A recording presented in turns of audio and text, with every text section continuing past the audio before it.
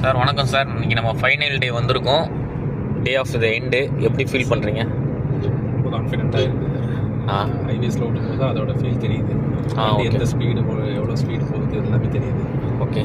நம்ம அந்த ஸ்பீடு ஓட்டும் போது தான் வண்டி கண்ட்ரோல் நமக்கு அதுக்கு தெரியுது. ஓகே. நல்லா பெட்டராகவே இருக்குது. ஃபஸ்ட் டே எப்படி ஃபீல் பண்ணீங்க? இன்றைக்கி லாஸ்ட் டே வந்திருக்கீங்க. அளவுக்கு நான் இங்கே ஹைவேஸ்லலாம் ஓட்டுவேனாங்கிறது நான் நினைக்கவே இல்லை.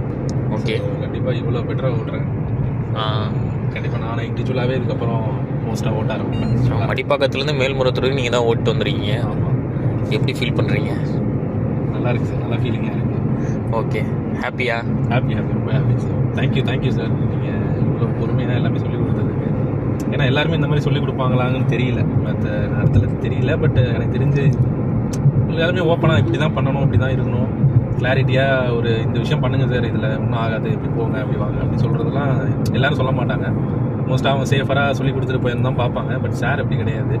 நமக்கு என்ன முக்கியமான விஷயமோ அதை அவங்க சார் சொல்லி கொடுக்குறாங்க ஆக்சுவலாக.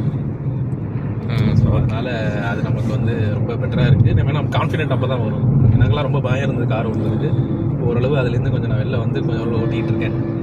ஸோ நல்லாவே இருக்குது sir. Okay sir. Thank you sir. Thank you so much.